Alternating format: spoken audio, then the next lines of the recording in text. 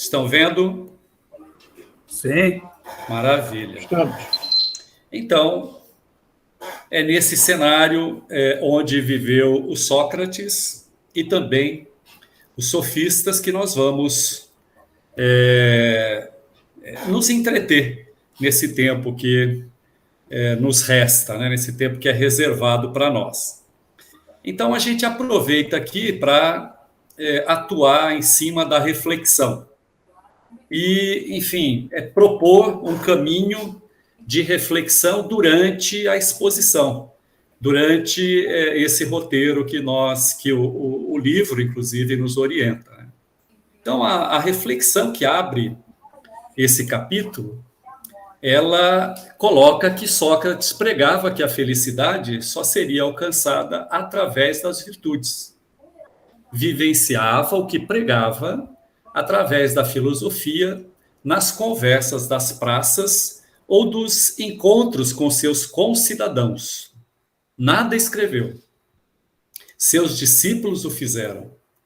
Foi julgado por suas ideias e por seus atos incompreendidos e sentenciado à morte por envenenamento. 400 anos mais tarde, um outro homem falava por parábolas, pregando um reino que não era deste mundo. Vivenciou seus ensinamentos, nada escreveu, seus discípulos o fizeram. Foi julgado por seus atos e palavras, incompreendidas e sentenciado à morte por crucificação. Alguma semelhança entre esses homens? Não há dúvida que há uma grande semelhança entre esses homens. E a gente, investigando lá no Livro dos Espíritos, orientados pelo comentário, inclusive, que já foi feito aqui durante o tema, sobre a introdução do Evangelho segundo o Espiritismo, que é uma obra à parte, eu sempre não canso de repetir que a gente deve ler a introdução do Evangelho segundo o Espiritismo como sendo uma obra-prima.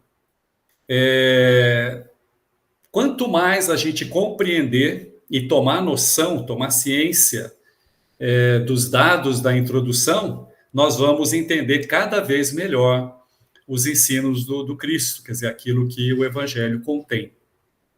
E para fazer uma associação, a gente vai lá na conclusão, um trecho da conclusão do Livro dos Espíritos, que por vezes a gente até passa batido, então outra, digamos assim, é outro conteúdo extremamente importante, as conclusões que Kardec enuncia após a codificação, quer dizer, após ele registrar os princípios que a doutrina espírita nos traz, ele vai informar lá na conclusão 6 que a força do espiritismo, a força da doutrina está na sua filosofia, está no apelo que ela faz à razão e ao bom senso.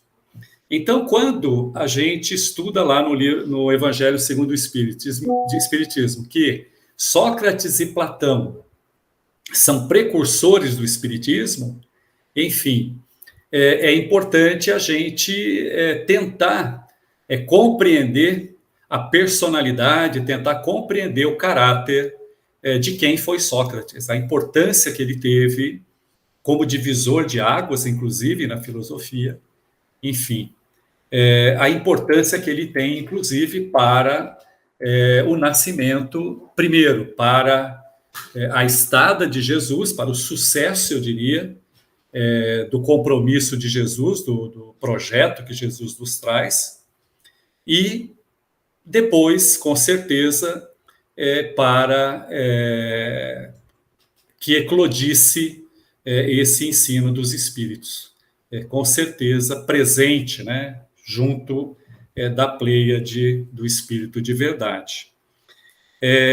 Ele também faz algumas considerações sobre a pluralidade das existências, enfim, no Livro dos Espíritos. um recorte. Jamais dissemos que a doutrina espírita é invenção moderna. O espiritismo, decorrendo de lei natural, deve existir desde a origem dos tempos, e nos esforçamos sempre em provar que se encontram traços dele desde a mais alta antiguidade. Então, percorrendo os ensinos da doutrina espírita, a gente vai, digamos assim, fechando esse entendimento, essa compreensão, fazendo essa ligação, principalmente desse cristão antes do Cristo.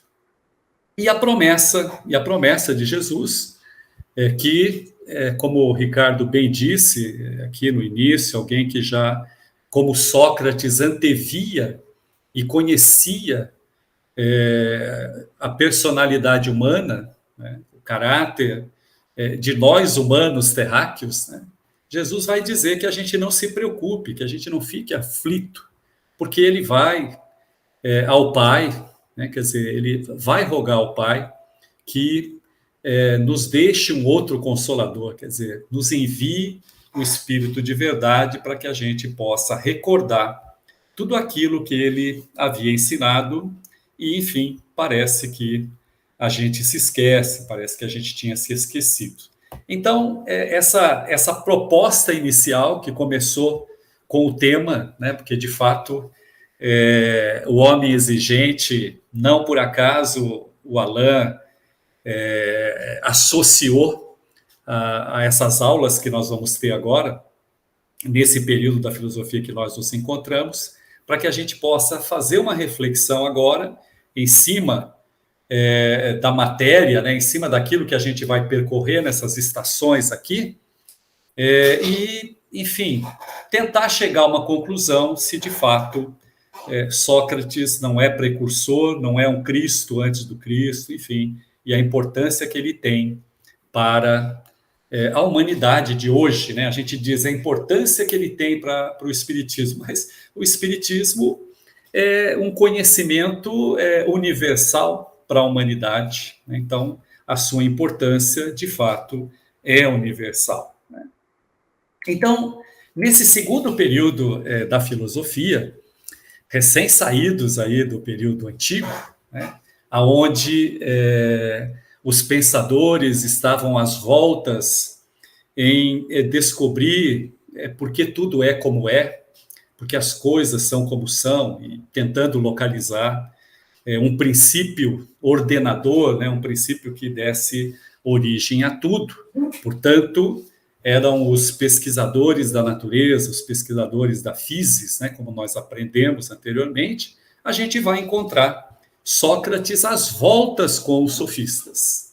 Então, os sofistas, eles existiam um pouquinho antes de Sócrates, eles já disputavam, né, com os pré-socráticos e, enfim, não eram também tão bem vistos, mas é aqui nesse período clássico que a gente chama, período curto, aonde Sócrates vai abrir, que a gente vai percorrer, digamos assim, um processo que vai mudar totalmente o paradigma, né?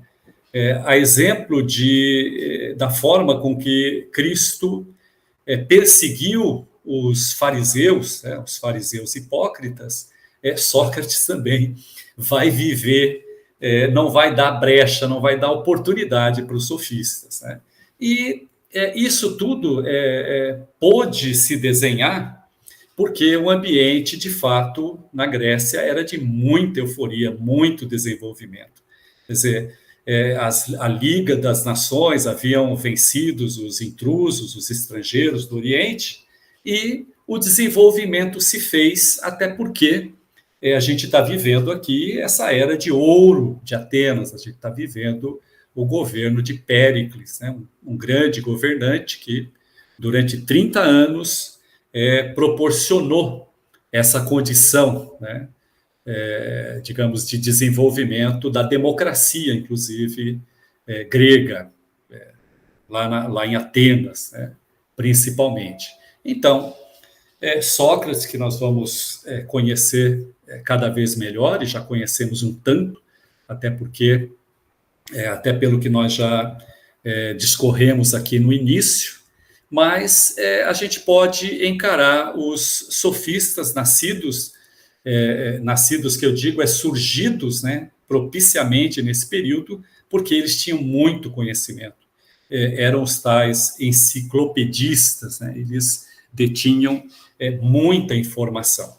Então, enquanto Sócrates vai atuar na sua cidade, na sua polis, então ele é um nacionalista, ele vai atuar em Atenas, dentro de um cenário chamado antropológico. Né? Então, nós já dissemos que anteriormente era a natureza, a preocupação, então, portanto, a preocupação era extrínseca ao homem. Agora, o período é ético, quer dizer, o período ele vem para o antropo, ele vem para o humano. Né? Enfim, o conhecimento é sistematizado. Sócrates vai formar um discípulo, também muito importante, Platão, maior dos discípulos formados por Sócrates, que também depois vai criar a sua academia, né? E depois ele vai formar o Aristóteles. Esse sim vai completar esse período bastante curto aí, e do século V ao século IV a.C., e vai sistematizar tudo isso que havia sido desenvolvido nesse período. Então, mais à frente um pouquinho, nós vamos aliás, na próxima aula nós vamos conhecer o Platão, e a seguir nós vamos conhecer o Aristóteles. Enfim, poder de síntese, de compreensão da realidade, quando eu até associo a Kardec, né? Claro, guardadas as devidas proporções, mas o quanto ele assimilou do conhecimento criado, né? Construído até então, e o quanto ele também lega para a humanidade.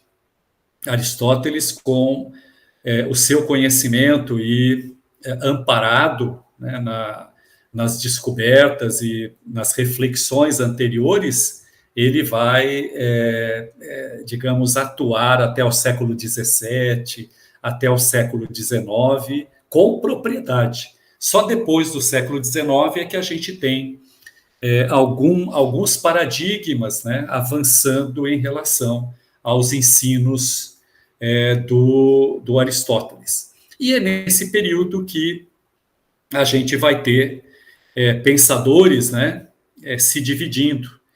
Teremos pensadores universalistas, portanto, poderíamos chamar de idealistas, de essencialistas, podemos chamar de espiritualistas, para que a gente possa compreender como isso se desenvolveu através do tempo até os dias de hoje, e os individualistas, né? Enfim, imediatistas, materialistas, enfim, tentando, né, aglomerar nesses, digamos assim, cantos antagônicos, né, essa disputa, principalmente quando o Protágoras, que a gente vai ver um pouquinho aqui, que é o maior dos sofistas, ele coloca que o homem é a medida de todas as coisas, portanto, enfim, tudo que existe é relativo, quer dizer, surge aqui o relativismo, quer dizer, a verdade não é possível de ser alcançada, enfim, tudo aquilo que, enfim, a verdade, é o homem que constrói, portanto, não, a minha verdade não é a mesma do outro, daí, digamos, essa grande preocupação do Sócrates, né? Até porque, como nós dissemos, esse é um período chamado de ético também, e ele vai estar muito preocupado com as virtudes. Quer dizer, Sócrates vai colocar que a verdade, a realidade e a felicidade, enfim, elas são consequência de virtude. Somente o homem virtuoso é que pode alcançar esse estado de felicidade, né? Então, assim, muito rapidamente, a gente vai conhecer um pouquinho de alguns sofistas, e aqui a gente elenca o Protágoras, o Górgias e o Isócrates, né? O Górgias, ele, enfim, elabora um sistema de entendimento da realidade e, portanto, uma forma de, digamos, ganhar uma disputa através da retórica, né? É falar com competência. A gente não se importa com, de fato, a razão. A gente não se importa com a verdade, né? A gente está mais preocupado em vencer a disputa.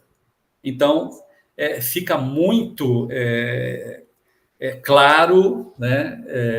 Enfim, esse antagonismo de Sócrates com os sofistas, quando a gente começa a perceber o entendimento destes, a forma com que eles ensinavam, né? Quer dizer, eles vão utilizar o seu conhecimento, mas, enfim, para fazer o ateniense vencer uma discussão. Então, como nós dissemos, o desenvolvimento se aflorou, enfim, a democracia se fez presente e o cidadão podia defender as suas teses, podia defender os seus interesses, inclusive politicamente, quer dizer, e para isso, de fato, tinha muita importância a existência desses professores, né? A existência desses enciclopedistas que formavam o cidadão grego, o jovem grego. Então, se o conceito de plenitude, podemos assim dizer, do grego, antes desse período era a beleza, era o físico, era o porte atlético, enfim, agora é a habilidade, enfim, da retórica, é a habilidade de convencer, né? A habilidade de vencer uma disputa. Então, a tese do Gorgias era basicamente isso, ó, não existe o ser, né? Quer dizer, não existe o concreto. Mesmo que existisse, ele não seria compreensível. Mesmo que fosse compreensível, não seria comunicável. Então, digamos, ele vai para um extremismo, né, com relação à compreensão da realidade. Por consequência, a compreensão da verdade. Enquanto Sócrates estava preocupado em reduzir a verdade, em ficar, digamos, esculturando, né, digamos assim, a existência até encontrar e ir reduzindo, né, aquilo que de fato se traduzia como a verdade. O sofista não tinha o menor interesse, né? Ele buscava, sim, convencer e vencer uma disputa.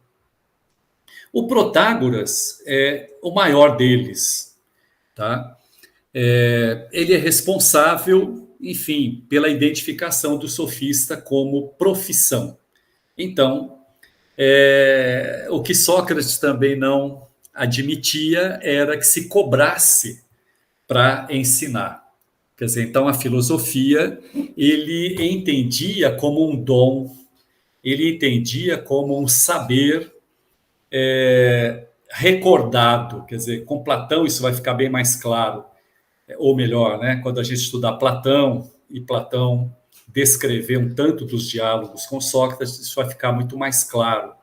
Ele defendia aquilo que a gente pode dizer que o Cristo defendeu, né, que cada um de nós vem com seu talento, e é preciso que a gente não enterre o nosso talento, é preciso que a gente o multiplique, é preciso que a gente desenvolva esse talento, seja ele qual for. Então, Sócrates entendia que isso devia ser oferecido, né, graciosamente. E mais do que isso, Sócrates não entendia que podia ensinar alguém. Sócrates entendia que podia facilitar, ele podia motivar, ele podia ajudar alguém a conhecer, né? Então, a máxima de Protágoras, digamos assim, inaugurando esse relativismo, é afirmativa, abrindo aspas para ele, tal como cada coisa se apresenta para mim, assim ela é para mim. Tal como ela se apresenta para você, assim ela é para você. Isso ilustra a frase, a famosa frase, o homem é a medida de todas as coisas, né? E ele desenvolve a chamada antilogia, né? Que é, digamos assim, o aprendizado de uma argumentação, né? Pró e contra. Quer dizer, é uma disputa, enfim, aonde qualquer uma pode ser verdadeira, aonde o ser e o não ser pode sair vencedor. Basta que eu tenha competência para defender isso, basta que eu tenha, enfim, capacidade, né? E, enfim, conteúdo para defender isso.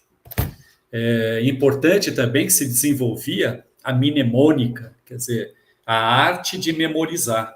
Então, é importante eu ter, enfim, o meu espírito sempre desperto e atento a tudo que ocorria e que eu tivesse boa memória, né, para trazer, enfim, por vezes, algo que eu mesmo não acreditava ser a verdade, ser a realidade, mas o que interessava, de novo, era vencer a disputa, né?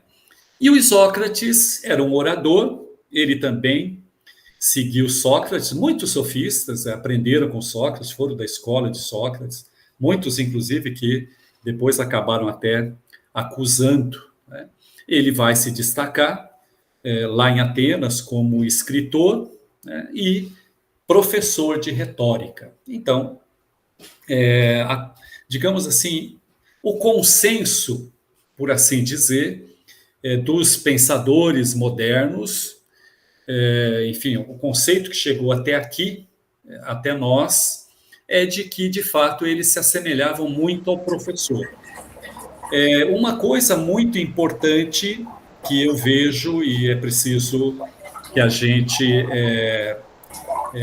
elenque, é que o sofista ele teve uma importância muito grande no desenvolvimento do conhecimento, principalmente democratizando o ensino, porque a gente pode ver que esses pensadores, esses filósofos que se sobressaíam, eles pertenciam a uma nata, eles pertenciam a um clube seleto, onde eram admitidos em academias, né, eram admitidos em, enfim, escolas, né? E, enfim, então o ensino ele não estava disponível para a população, se bem que essa democracia, a gente vai aprender no decorrer desse curso, que, enfim, ela é um tanto estranha, ela admitia somente cidadãos, os tais cidadãos aqui eram normalmente homens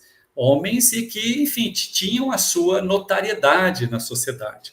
E como o sofista cobrava pelo seu ensino, não eram todos que podiam pagar, né? Mas eles, enfim, difundiram o ensino para fora dos muros das escolas, das academias, né? O democratizando. Então, eles eram professores ambulantes que levavam o ensino até onde tinha recurso, né? Uma outra coisa interessante aqui que a gente vai ver é quando a gente coloca o Sócrates, digamos, dialogando com o Protágoras. Inclusive, vamos observar esse entendimento que a gente está tentando demonstrar aqui, muito claro em cada um, inclusive como eles vão enfrentar a morte, né? Como é que cada um vai enfrentar a morte. Eu já adianto que Sócrates assumiu, Sócrates, enfim, estava tranquilo e consciente de que ele tinha plena,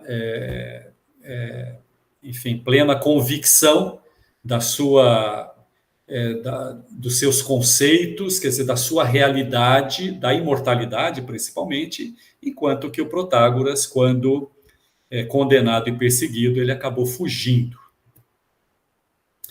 Muito bem.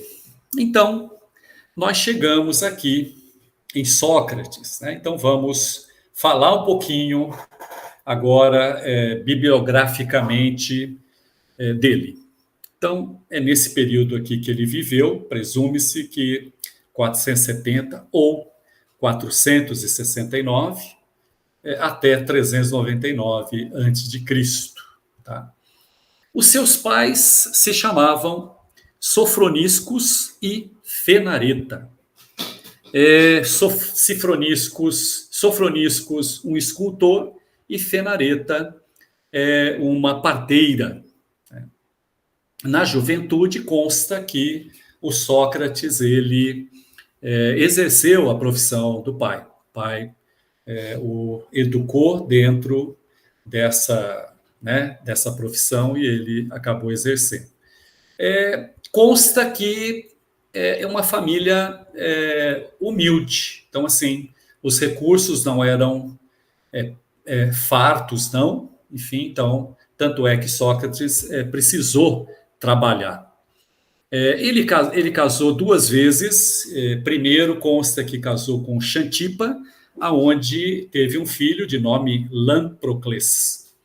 E depois com Mirto, aonde teve dois filhos com ela, Sofroniscus e Menexenos.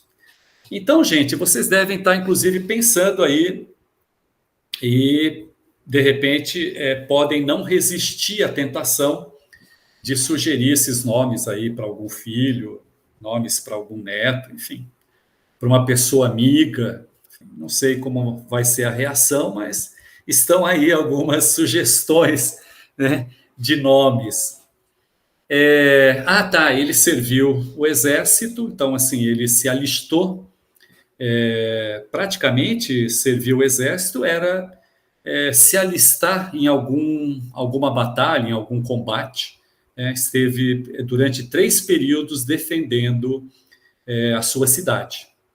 E consta que depois que ele aposentou, então, assim, depois que ele deixou de exercer algum trabalho utilitarista, ele, enfim, passou a exercer os seus dons esses de educador e filósofo. Então, vamos ver principalmente com a maiêutica, que a gente vai ver mais à frente um pouquinho, o seu método, a forma com que ele se dedicava a esses talentos que nós citamos, né, um pouquinho anteriormente. E o Platão, que é o seu principal biógrafo, vai dizer que, olha, nada atraente, Sócrates não tinha a beleza do grego, consta que baixinho, olhos saltados, assim, esbugulhados, né? Enfim, não faz assim uma boa imagem não física, né? do Sócrates, tá? O que a gente pode informar aqui, que a gente pode acrescentar aqui, é a respeito de alguns registros sobre o temperamento da esposa do Sócrates, a Xantipa. De Mirto a gente não tem muita informação, mas a Xantipa, olha, o Sócrates mesmo diz que alguma coisa do tipo, olha, ainda bem que depois da tempestade vem a bonança, enfim, contrastando, né, com a sua atitude assim serena, nós podemos dizer, né? Chato, é claro, uma atitude muito chata, enfim, enfrentar um diálogo com o Sócrates. Olha, acredito que não era fácil, não. Tanto é que, enfim, ele sofreu, né, resistência e, enfim, foi condenado. Né? Mas a Xantipa, inclusive, tem alguns episódios que vale a pena a gente depois consultar aí a rede, né? Que, enfim, a gente vai se divertir um pouquinho e eu confesso que ajuda muito a gente a assimilar, ajuda muito a gente se situar aí no tempo e no espaço e associando alguns ensinos ou algumas reflexões que são mais densas, assim, que são mais difíceis da gente assimilar. E depois a gente vai ver um pouquinho mais à frente aqui o quanto que o Sócrates herdou da profissão do pai e da profissão da sua mãe. Então, está aí, assim, em linhas gerais, uma bibliografia do nosso amigo Sócrates. Então, a gente não pode deixar de comentar, né, até porque nós já temos uma certa intimidade, né, com digamos assim, com esse assunto, né, que era também, digamos assim, frequente na Grécia Antiga, e principalmente nesse período. Havia lá o tal do oráculo de Delfos. E toda vez que o cidadão tinha dúvida com relação a como ele deveria se comportar, ou que atitude ele devia tomar diante de uma situação onde tivesse que usar o discernimento, ele consultava a pitonisa. Né? Então, estava lá a pitonisa para ser consultada. E a gente vê aí, claro, o mediunismo. Quer dizer, o mediunismo sempre esteve presente, ajudando-nos, dando horizonte, enfim, estreitando caminhos para a humanidade, através dessa interação com o plano espiritual, e aqui não era diferente. Então, aqui a gente já vê isso de forma um tanto pronunciada, quer dizer, como uma atitude rotineira, quer dizer, rotineira na vida do cidadão. E o Sócrates, ele, enfim, não deixava de consultar a pitonisa, apesar dele ter um entendimento bem distinto da questão da divindade. Mas vocês, com certeza, todos já sabem, né, dessa emblemática frase do Sócrates, só sei que nada sei. Então, foi consultando a pitonisa que ele foi informado ser o homem mais sábio da Grécia, mais sábio de Atenas. E vejam que interessante, a gente colocou lá no início o caráter racional da doutrina. Então, a gente vê aqui no precursor da doutrina essa atitude, essa condição de racionalista, de alguém que, enfim, conhece o seu íntimo, se reconhece, né, como alguém que não sabe tudo. Então, a primeira dúvida que surgiu nele, antes que ele, enfim,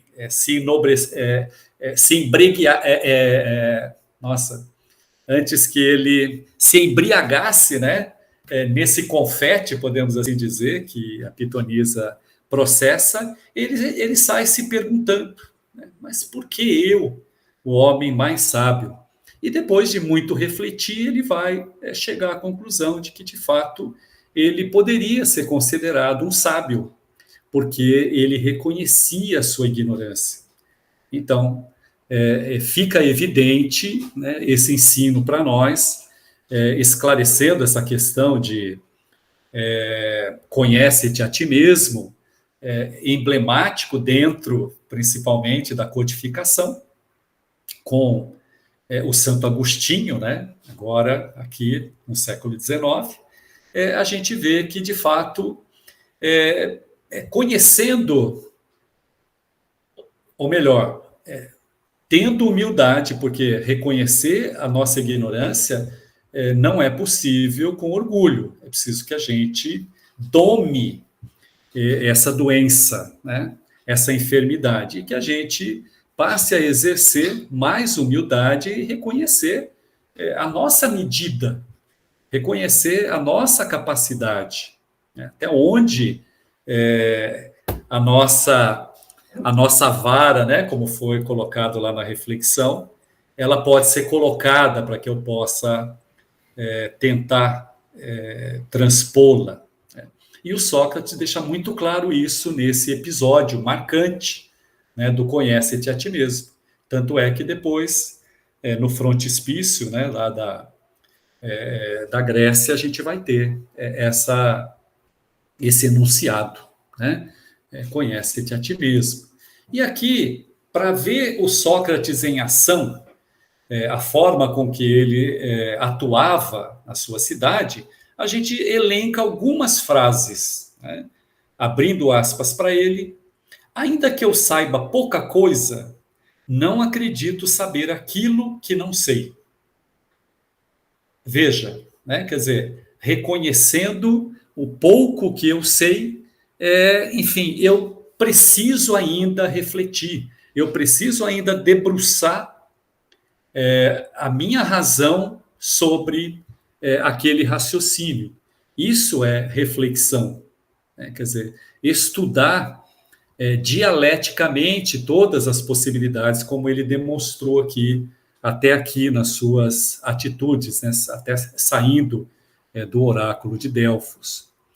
Mais ainda, cada ação tem seus prazeres e seu preço.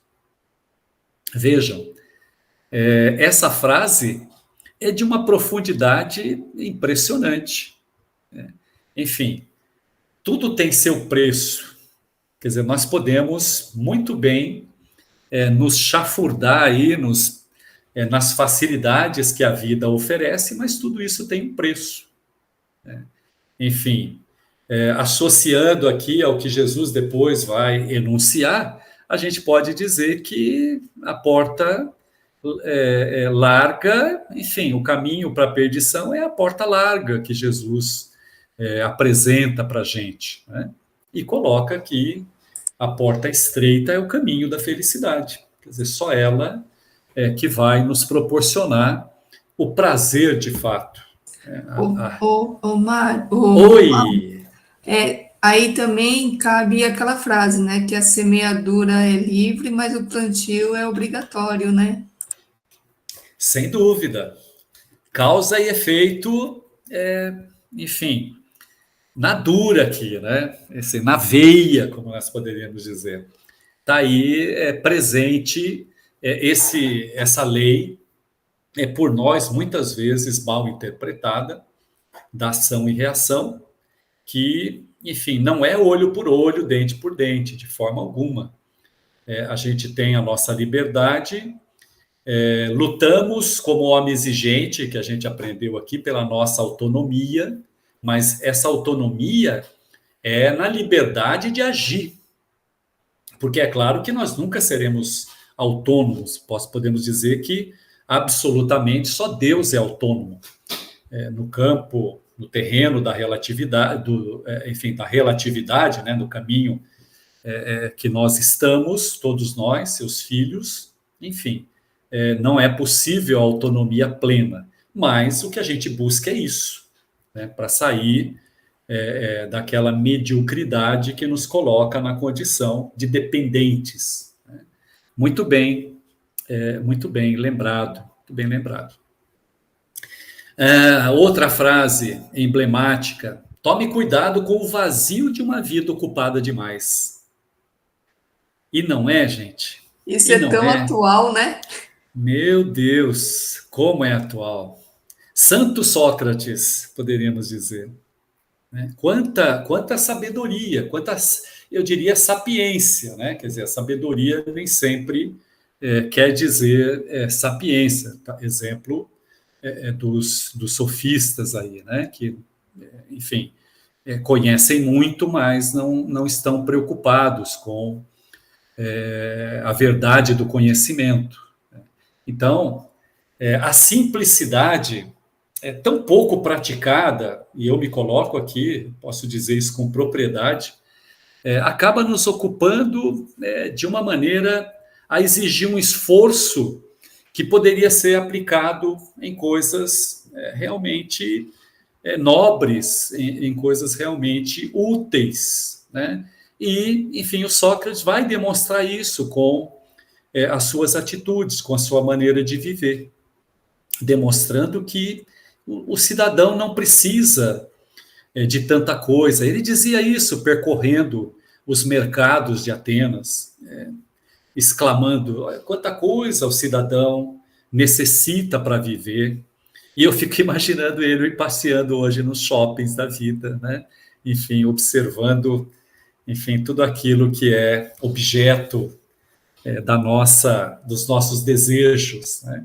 Então, essas frases precisam estar mnemonicamente decoradas aí, né?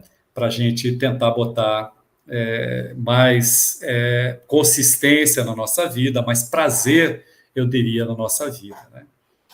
Mas só quem entende a beleza do perdão pode julgar seus semelhantes. Olha só. A caridade aqui presente, caridade tão decantada na nossa doutrina, tão apregoada por Jesus e demonstrada por Jesus, está presente aqui na condição de informar que é preciso perdoar as ofensas, é preciso que a gente tenha empatia com o semelhante, que a gente não seja violento nas nossas disputas, nas nossas discussões, nas nossas conversas. E isso eu fico aqui me imaginando aqui em casa, né? Quer dizer, eu preciso, de fato, ter isso sempre presente, né? Enfim, para que a gente possa, enfim, viver harmonicamente, né? Então, a indulgência aqui presente no ensino de Sócrates e depois aprofundado, desenvolvido por Jesus. Transforme as pedras que você tropeça nas pedras da sua escada. Enfim, a gente poderia dizer que numa linguagem popular hoje seria: faça uma boa limonada, enfim, do limão que te presenteiam. Enfim, está bastante presente aqui, né? Que a gente possa encarar as adversidades, que a gente possa encarar, digamos, as dificuldades, né, que nós encontramos, enfim, nas nossas interações, e que a gente possa suplantá-las aí, utilizando-as de alavanca, né, que a gente, como Sócrates, aproveite esses degraus que a vida nos oferece. Querem observar algo? Querem informar algo? Vai ajudar bastante se a gente contribuir.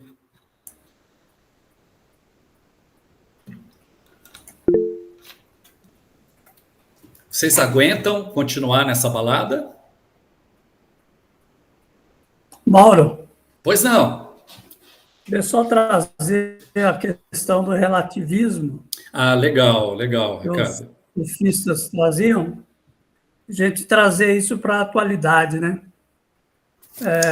Quando a gente fala em relativismo, nós vamos lembrar lá do Einstein, e não há lei física que foi transposta, então, para o meio social, onde é muito comum a gente falar da mesma forma como os sofistas, né?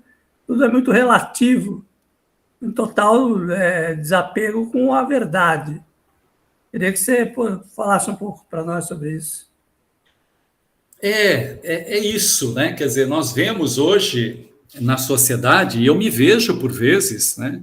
Eu me vejo por vezes nessa condição. Quando a gente apreende no campo político, principalmente, você vê a presença aí desse cenário a cores, ao vivo e a cores, nas nossas relações de hoje. Quer dizer, polarizamos, né, e, de fato, levamos tudo isso para o campo do relativismo.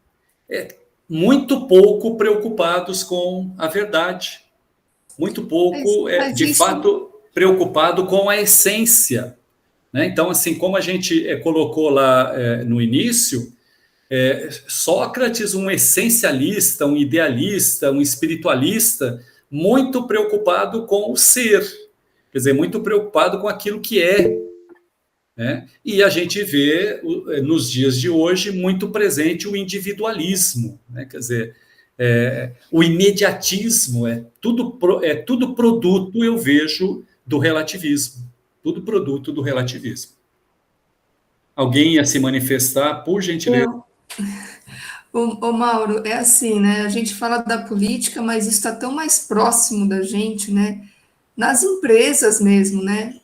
Sabe, ganha aquele que sabe falar mais bonito, que sabe persuadir.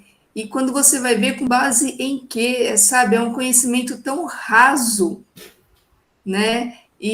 Mas sabe falar bonito, sabe persuadir, sabe se colocar na hora certa, e aí é o que sai ganhando. Só que no final das contas, quem de fato ganha, né? A sociedade não ganha, a empresa não ganha, o grupo não ganha.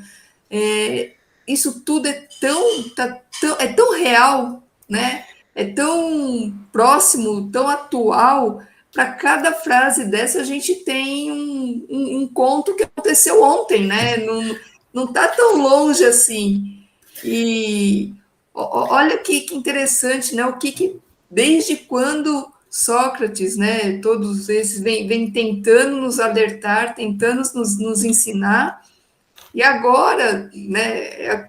Tudo bem, a gente teve aí várias vidas, talvez não sabemos mais quantas vidas para frente, mas nessa vida que a gente está vivendo, como a gente nunca abriu os olhos para isso, né? É É incrível. verdade. A gente falta de inteligência.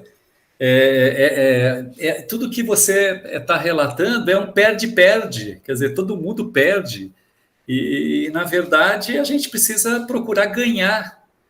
Tem que ser um ganha-ganha. Eu não posso ser tão individualista ao ponto de entender que só eu tenho que vencer, só eu tenho que me sair bem. Quer dizer, se o outro também não se sair bem, enfim, é uma derrota para mim. Ô, Mauro, saiu essa semana, não sei quem aqui do grupo viu, um vídeo, e na verdade eu vi no LinkedIn. E aí o professor estava falando o seguinte, né? Estava numa aula, um monte de gente na sala, todo mundo em pé, com uma bexiga na mão. E aí o professor falou assim: quem mantiver a bexiga sem estourar vai ganhar R$ 1.000.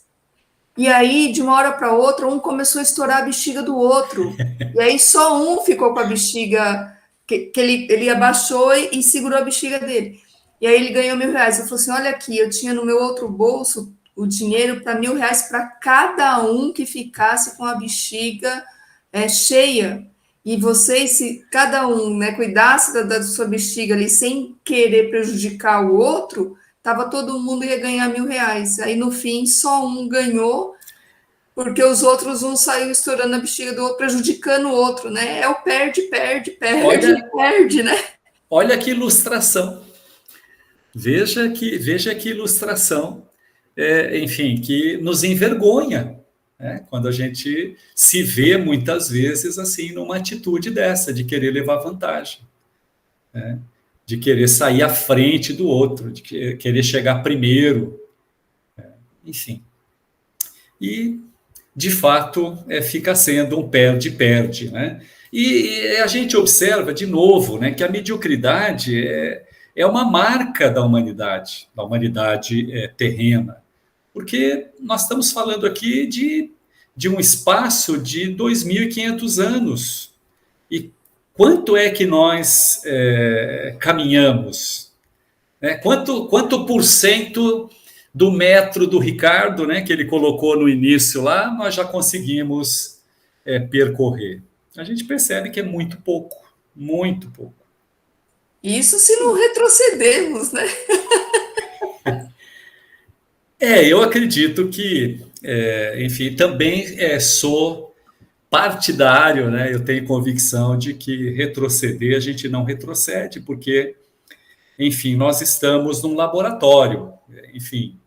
Então, sucessos e tropeços, eles fazem parte de um aprendizado, quer dizer, a gente aprende com as consequências, né, daqueles experimentos.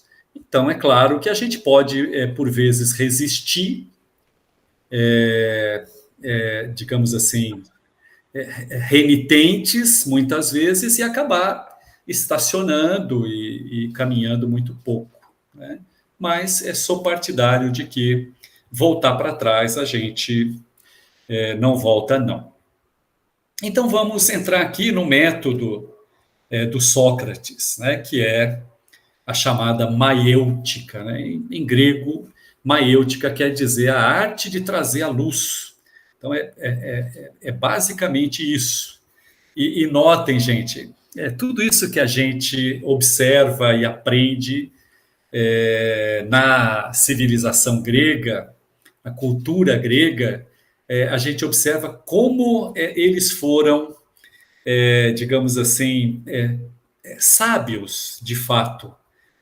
Como esses pensadores contribuíram para o desenvolvimento, né, das civilizações. Tudo que a gente tem hoje foi pensado, quer dizer, foi pensado nesse período, foi pensado nesse espaço, né, do nosso planeta.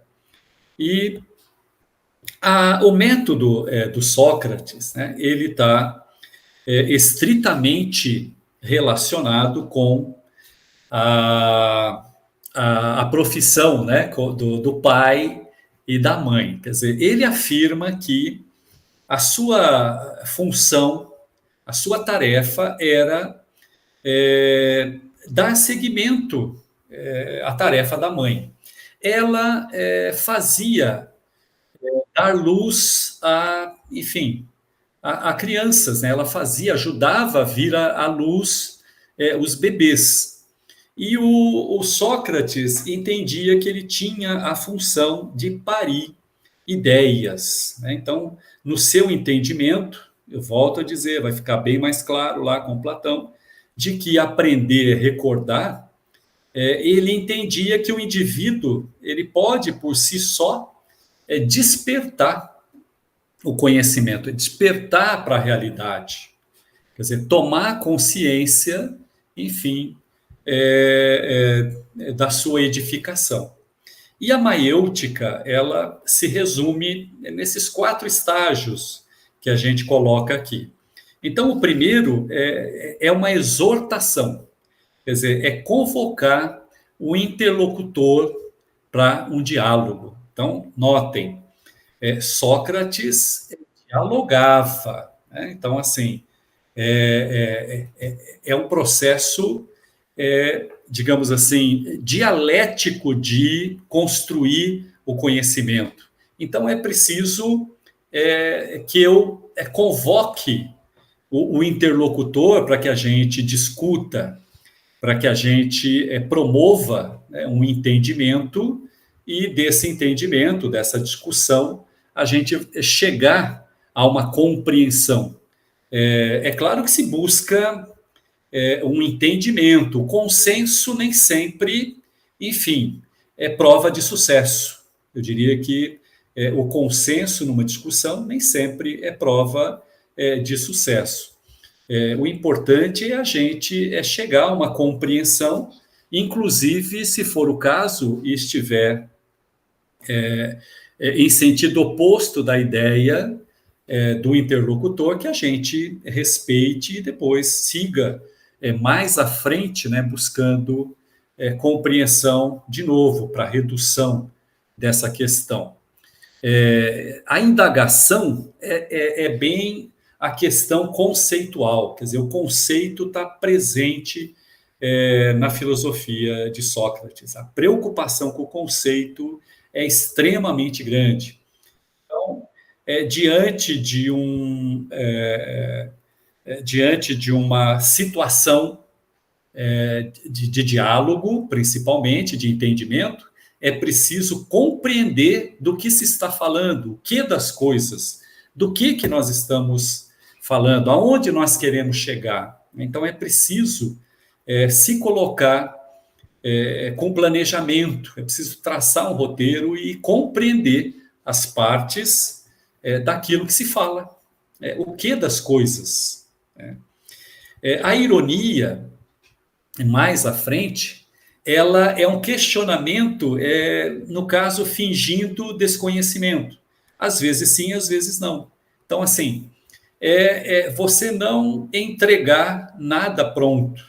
Quer dizer, você tentar, de fato, parir do indivíduo o entendimento que ele tem, aquele respeito. Quer dizer, para você chegar na última etapa. Então, esses 3 estágios do método, até chegar no quarto, né, que finaliza, eles se traduzem como um processo de desconstrução.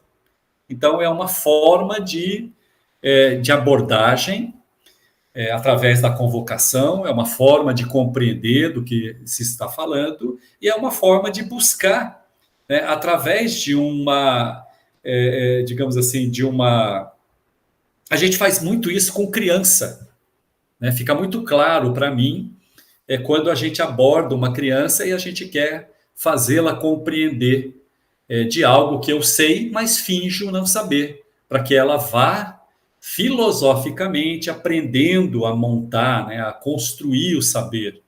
Quer dizer, que a gente não dê nada pronto, como o sofista fazia, como o professor de hoje faz. Quer dizer, o método que hoje se utiliza nas escolas está muito longe de um método assim tão produtivo, eu diria, como esse, né? Aonde você vai finalizar extraindo o saber de dentro. Quer dizer, essa aparição é fazer nascer esse conceito. Ele, muitas vezes, era abordado por indivíduos, né, que vinham em busca de esclarecimento.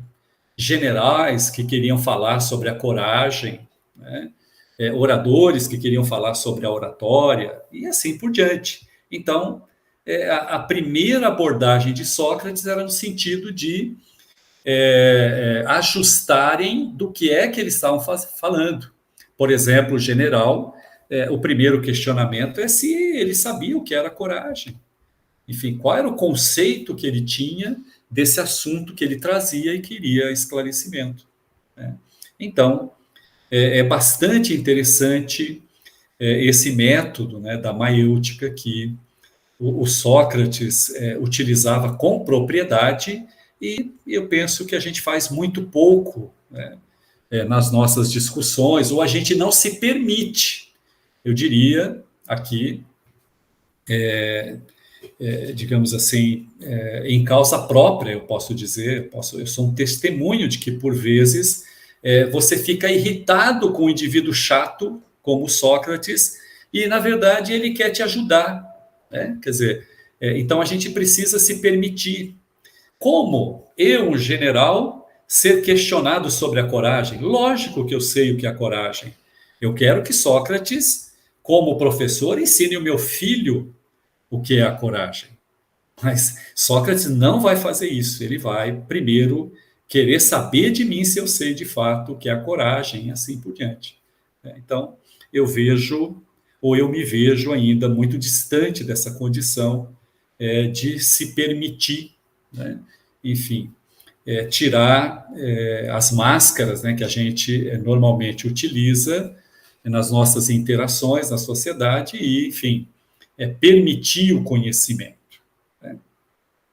A gente vai aqui agora propriamente lá para o nosso livro, para a gente dar uma complementada e até fazer um repasse aqui para ver se a gente não está esquecendo coisa importante, né? E isso é um resumo, eu diria assim, do que o tópico, o item 7, que é a nossa aula, e o ponto 6 relata lá no livro, né? O Alain retrata no seu livro. Então, a gente fez aqui um gráficozinho onde a gente coloca de um lado Sócrates e do outro lado os sofistas, para estar rememorando aqui o que nós vimos até aqui.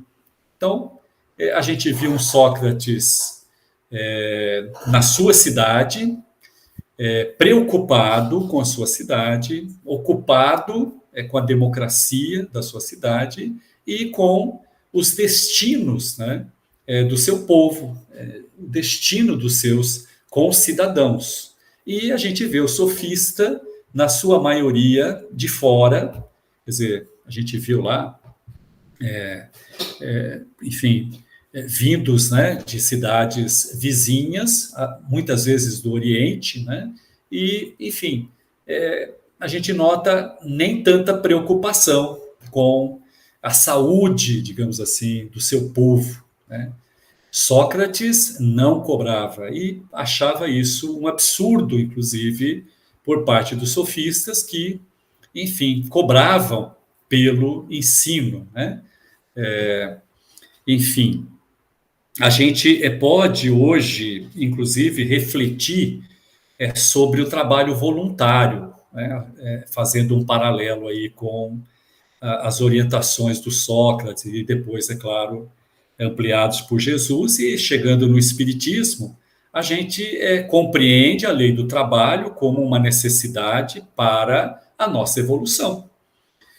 Claro, o trabalho pragmático, utilitarista, vai nos manter, quer dizer, vai manter a nós e a nossa prole, quanto que existem outros tipos de trabalho, principalmente aqueles que não têm fim utilitarista. Então, nós, eu penso, a grande maioria como voluntários aqui, enfim, estão nessa categoria, né, de oferecer algo que a gente não, digamos assim, investiu,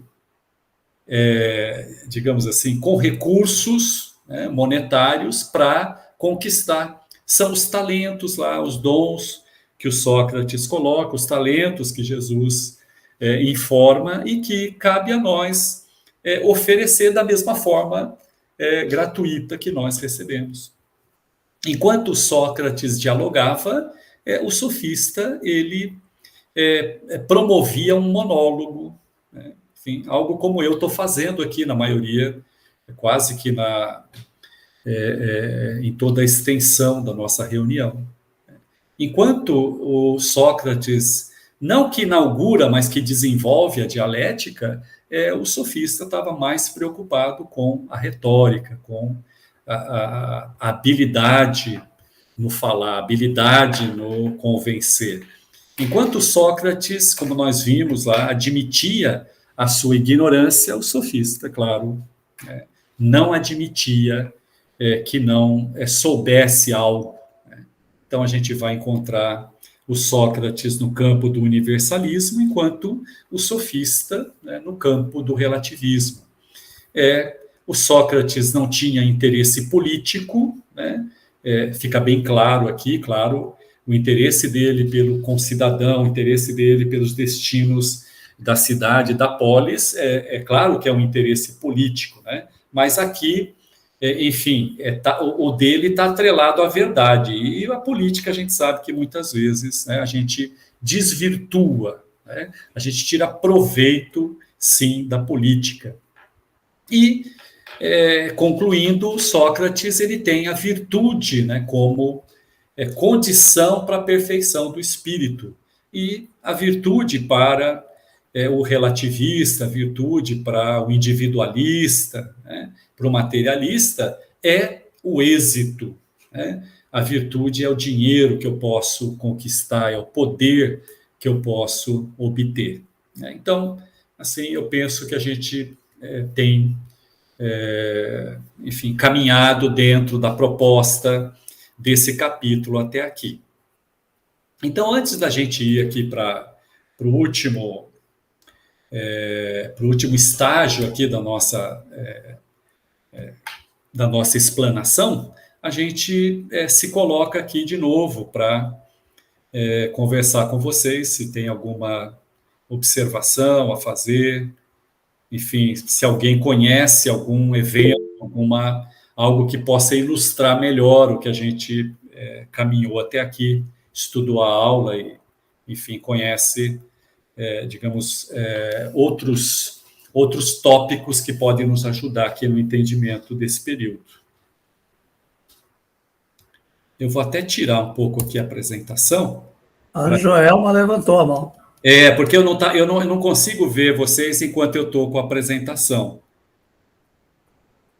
Não, eu só queria acrescentar quando você falou, né, que Sócrates não vai explicar para ninguém o que é coragem, né? Ele quer saber o que a pessoa sabe sobre, né? Isso é muito bacana, né? Hoje, dando aula, é muito complexo com a tecnologia, né? Eu acho que ele iria ficar louco, porque hoje tudo que você fala, ninguém quer, hoje as crianças, eles já querem tudo pronto, né? Hoje é tudo do mediatismo, né? Ninguém tem paciência de buscar, de procurar, né? Na minha época, eu ia fazer um trabalho de escola, eu tinha que pesquisar, enfim. Hoje não, hoje você entra no Google, está pronto. Né? Então, hoje, até eu não preciso nem pensar. Vamos supor, eu vou fazer uma redação, né? Hoje tem aí uma tecnologia nova aí, né? Está no mercado, que chega e eu jogo o tema lá, floresta. Ela já me dá um texto pronto, impecável. Trabalhos prontos. Não, eu não preciso nem pensar mais. Então, hoje, a gente está caminhando, quer dizer, ainda está difícil para a gente, que vem dessa época, né? Igual outro dia, eu estava questionando com um aluno meu a importância dele aprender geografia. Nossa, tudo que eu falava para ele, professora, hoje nós temos GPS, não sei o quê, hoje nós temos o Google, entendeu? Então, assim, é bem complexo. Eu acredito que hoje a gente trabalhar todo esse conceito do Sócrates, que foi muito importante para nós chegarmos onde nós estamos hoje, né? E a gente está se perdendo. Mas sabe, Joelma, muito bem, a sua intervenção foi muito interessante, porque a gente continua em campos antagônicos. Você ilustrou o que é o interesse pelo poder, o interesse pelo dinheiro. Então, tudo isso é vendável, ok? Mas você tem também quem se interesse pela verdade, quem se interesse pela realidade. Então, essa tecnologia, essa facilidade que a gente tem hoje, enfim, né, eu vejo como progresso, isso é evolução, precisa ser aprendido na sua utilização. Então, a gente precisa de mestres socráticos. Então, parece que a questão é simples, mas não é. Quer dizer, nós continuamos formando mestres, porque muitos desses alunos imediatistas que querem tudo pronto, eles serão professores. Então, eles vão continuar nesse círculo, e a gente precisa de uma espiral onde forme indivíduos socráticos, né? Indivíduos que tenham essa concepção de que o aprendizado vem de dentro, ele precisa ser desenvolvido a partir da nossa base.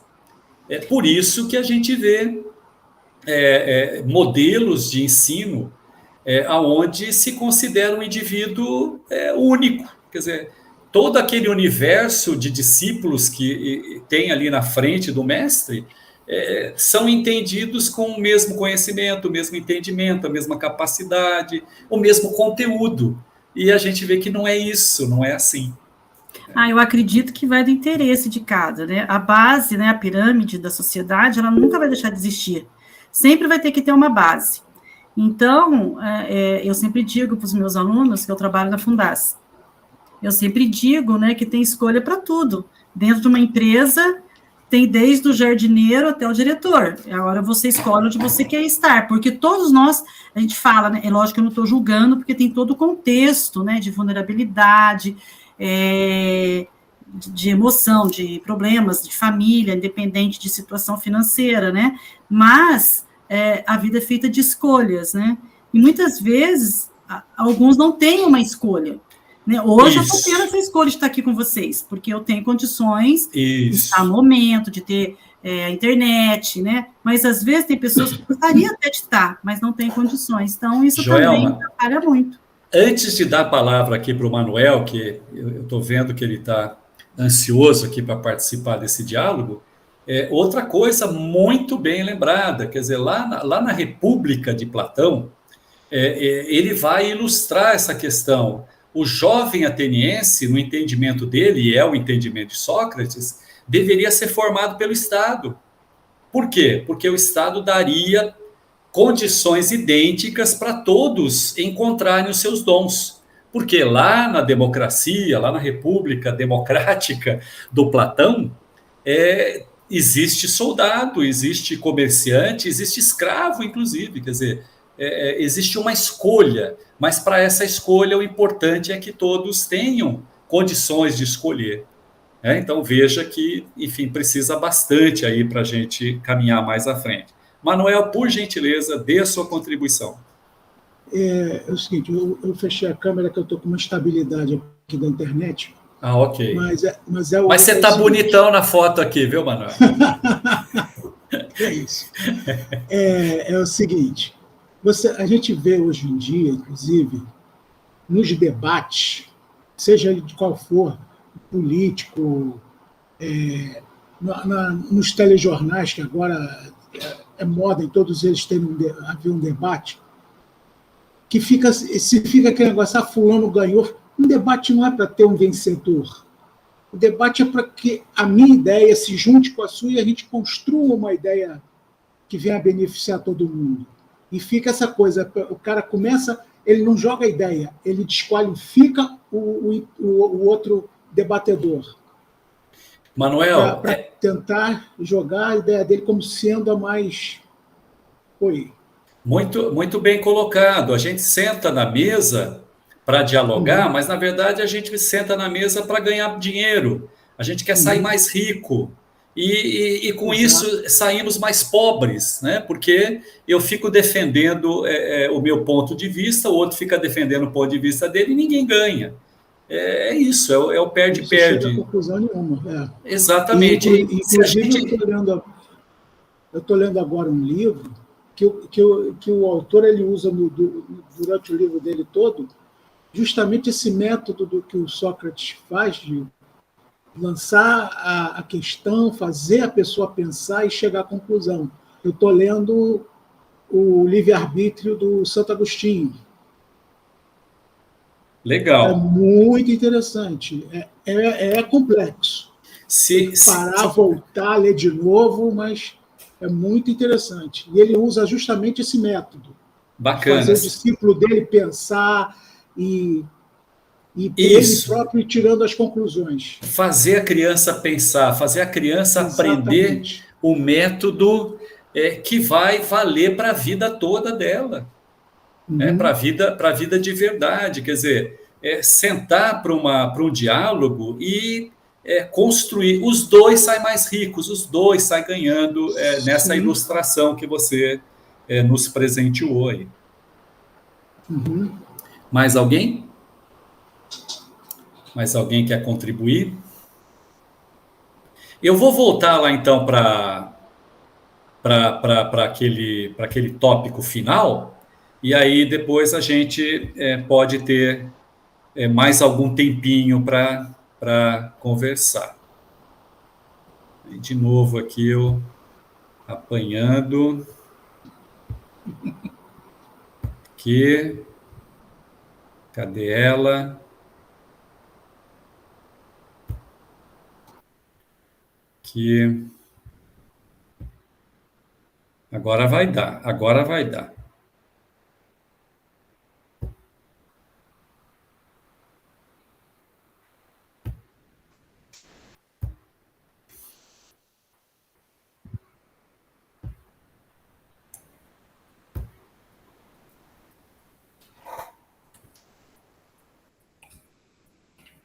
Muito bem.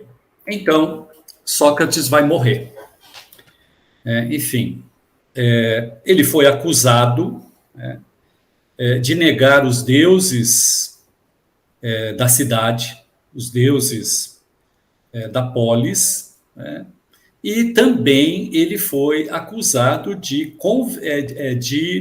perverter a juventude, corromper a juventude.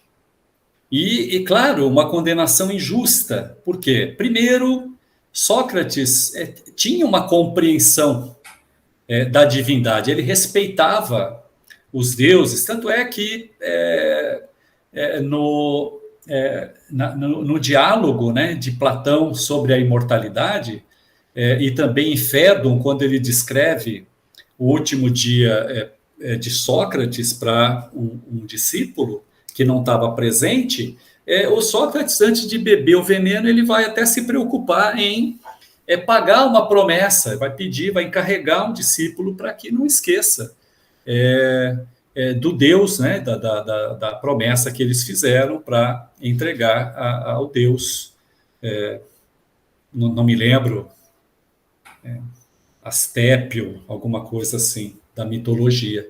Mas evidente que ele tinha um outro entendimento. O fato de corromper a humanidade, eu entendo que justamente esse processo que Sócrates desenvolvia, ele atraía muito mais jovens do que indivíduos maduros. Que, como eu disse, e também muitas vezes me comporto assim, o indivíduo maduro, ele tem orgulho da sua ignorância, eu podia dizer. Né? Então, ele não quer aparentar que não sabe. E o jovem não tem essa preocupação. Então, por isso que o investimento tem que ser no jovem, tem que ser na criança, porque ele está aberto ao conhecimento e ele não tem a preocupação com a ignorância. Quer dizer, é o sujeito que reconhece a sua ignorância. Então, é lógico que Sócrates vivia rodeado de jovens, né? Rodeado de crianças que queriam aprender. Então, é claro que isso suscitou a ira aí, né, dos concidadãos, e é claro, enfim, os seus acusadores estavam no campo oposto. Quer dizer, Sócrates estava atrapalhando o seu negócio. Enfim, Sócrates humilhava, por assim dizer, dentro de uma discussão. Tanto é que ele, a exemplo da democracia presente em Atenas, ele mesmo se defendeu diante do júri, mas ele acabou sendo condenado. Né? Quer dizer, ele tinha a possibilidade de se retratar, ele tinha possibilidade de atenuar a sua pena, mas ele não fez isso. Quando ele foi questionado a respeito do que ele podia oferecer para atenuar sua pena, ele pediu, inclusive, uma pensão vitalícia, alguma coisa nesse sentido, pelos serviços que ele havia prestado à cidade. Enfim, aí é claro que isso provocou mais ira, né, em relação à sua acusação. Enfim, o júri, né, a Assembleia de Atenas era composta lá por 500, acredito que por 500 juristas, e, enfim, a diferença não foi muito grande, mas ele acabou sendo condenado, né, condenado à morte. Enfim, nesse último dia, né, ele não vai ser executado imediatamente, porque havia lá uma condição. Se me lembro, havia lá uma ida até determinada região através de navegação, e enquanto ela não voltasse, não poderia ter nenhuma execução na cidade. Era vamos dizer assim, um ritual, né, uma regra moral lá, digamos, de Atenas, e essa embarcação não pôde voltar porque as condições climáticas não ofereceram recurso, né, condição para isso. Então, Sócrates acabou esperando algum tempo. Nessa espera, ele teve, inclusive, né, o reconhecimento daquele que era o carrasco. Consta que Sócrates, a qualquer momento, poderia fugir se quisesse. Os discípulos não se conformavam com essa atitude do Sócrates em não defender, digamos, a sua vida, e ele entendia que estava defendendo a verdade, estava defendendo aquilo que ele compreendia e tinha consciência do que é a verdade, do que é a existência real, né? E procurava demover os discípulos, enfim, da depressão que eles se encontravam diante da iminência da perda do mestre, né? Inclusive, a Xantipa vai também protagonizar uma cena aqui interessante, né? Ela foi trazida junto com os filhos e para se despedir do Sócrates, e ele estava dissertando com ela, tranquilizando-a, né? Enfim, fazendo recomendações, e ela, enfim, aflita e inconformada, diz: mas Sócrates, você vai morrer, né? Você foi condenado. E ele diz: olha, todos nós estamos condenados, quer dizer, mais dia, menos dia, todos nós seremos convidados aqui a essa passagem, né? Mas você é inocente, né? Inconformado. E o Sócrates vai dizer: puxa, mas você queria que eu fosse culpado, né? Quer dizer, eu tenho plena consciência de que eu vou adentrar o Hades, né? Quer dizer, a região reservada aos mortos, e vou poder enfrentar os meus amigos, vou poder continuar confabulando, dialogando com os meus amigos lá nessa região, né? Portanto, essa atitude e outras mais, eu recomendo a leitura principalmente do Fédon, né? Fédon é um dos discípulos do Sócrates e leva o seu nome nesse diálogo que o Platão promove entre os discípulos que estiveram com Sócrates durante a execução e aqueles que não tiveram, né? E, inclusive, Sócrates vai, enfim, consultar aquele que lhe oferece o veneno, a cicuta, né? E vai, enfim, pedir orientação, inclusive, de como ele deve se comportar, enfim, para tomar, né? Enfrentar esse episódio.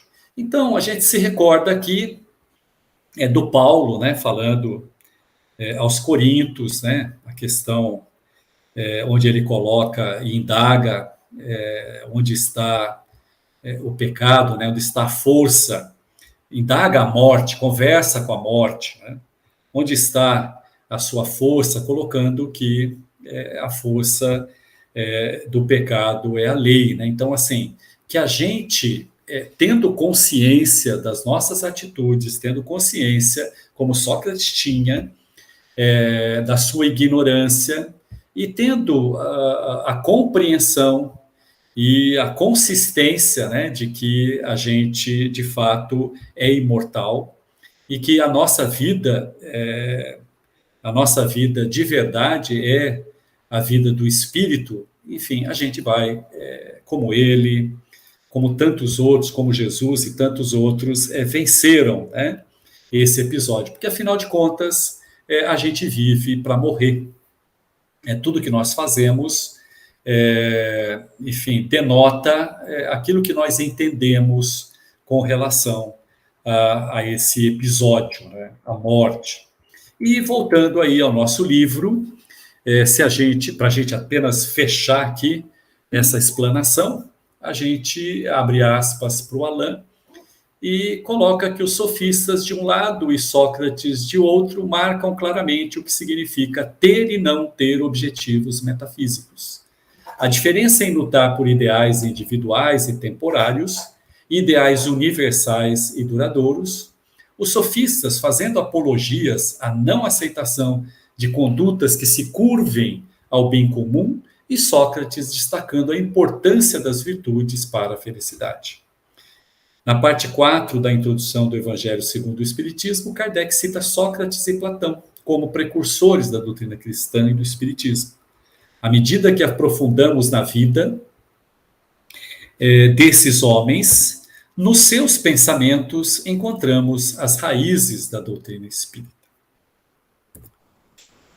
E eu pergunto, encontramos de fato? Podemos dizer que é um cristão antes do Cristo?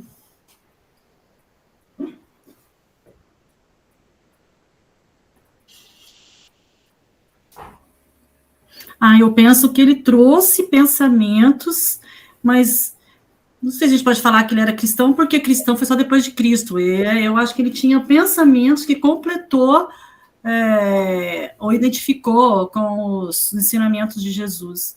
Eu não posso falar, ele foi um precursor, né, de acreditar em alma, em vida após a morte, enfrentou muito bem a situação, né, como Jesus enfrentou, outros apóstolos enfrentaram. Por quê? Porque ele acreditava. Eu acho que ele pode ser um precursor, mas não sei chamar ele de cristão, mas como é que ele pode ser cristão antes de Cristo, né? Joelma, mas eu acho que ele é um precursor. Joelma, Jesus não veio e enunciou o cristianismo, né? Quer dizer, não foi nem o próprio Jesus que denominou de cristianismo seu projeto pedagógico, podemos dizer. Enfim, o que a gente quer refletir, é se as atitudes do Sócrates é de um cristão. Né? E com certeza. Como a gente já colocou aqui no início, o Gandhi, a gente sabe, um indiano não cristão, ele tinha atitudes, digamos, muito mais coerentes de um cristão do que muitos de nós, né, que nos nomeamos cristãos, né, nos denominamos cristãos. Mas se a gente for pensar nisso, antes, Krishna também tinha pensamentos que levavam a alguns ensinamentos, Buda, ou seja, na verdade, quem fez o cristianismo foi Paulo, né? Lá no primeiro concílio que ele fez com Pedro. Aí, para dar um nome àquela comunidade de pessoas que estavam, né, aderindo aos ensinamentos de Jesus. Mas eu acho que sugestão, acho que foi do Lucas.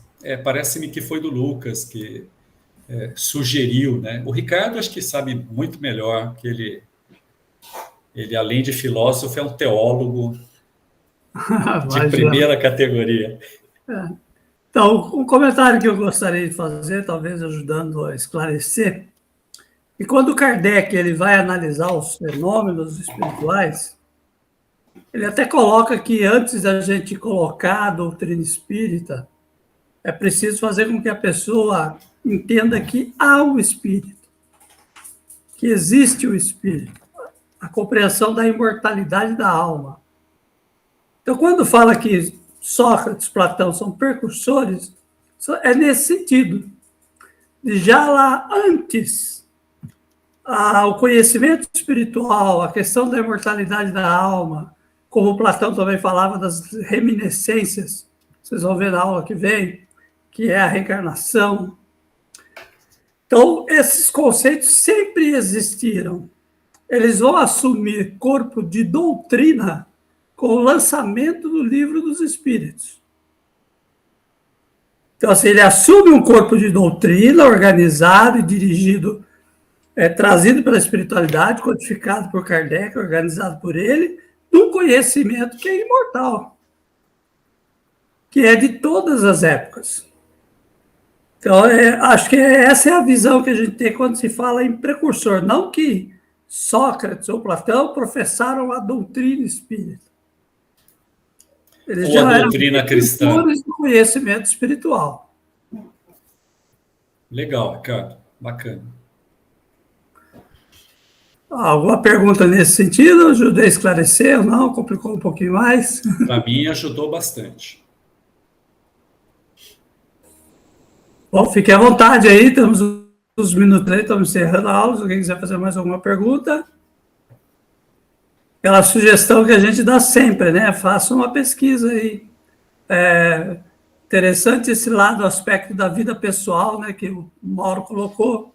Dá uma olhada lá no relacionamento dele com o Chantilas e outras coisas, para a gente conhecer um pouco mais da personalidade do Sócrates.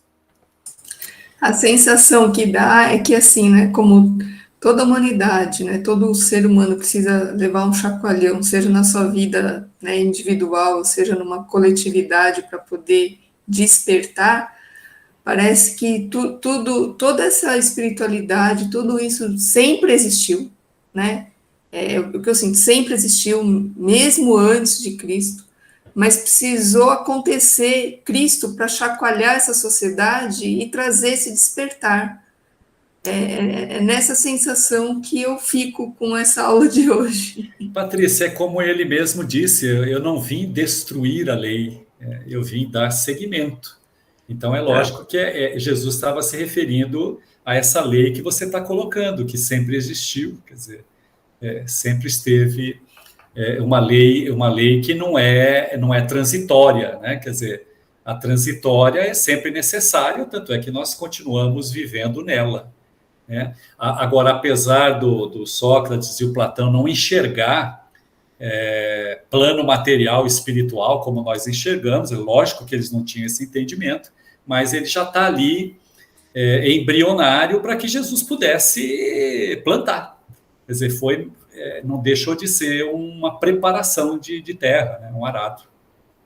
E essa questão da imortalidade, ela é tão forte que Jesus fala assim que é necessário que a semente seja depositada na terra. E quando ele fala semente, é o corpo dele.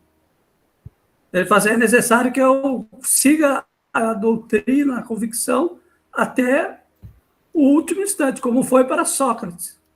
Aí sim, exemplificando dessa maneira a imortalidade, é que ele atraiu muitos, desde aquela época até os dias de hoje. Então era algo necessário. Bacana. Na próxima aula, essa questão da reencarnação, a questão das reminiscências, das lembranças, a questão da imortalidade, enfim, que está presente em Sócrates, a gente vai ver com o Platão. Eu agradeço aí. Opa! Aí eu agradeço, gente, a paciência de vocês aí, essa oportunidade de reunião, enfim. Desejo uma boa semana para todos nós, até o próximo capítulo. Isso aí. Obrigado, Mauro, mais uma vez pela sua excelente aula, contribuição. E se você puder compartilhar aí os slides. Com certeza eu coloco. Eu já estou de olho nele. Eu coloco no grupo lá. Obrigado, Mauro. Quem gostaria de fazer, então, aí um encerramento? Isso. Temos um candidato novo aí. Isso mesmo. Cadê o homem de bem aí, né?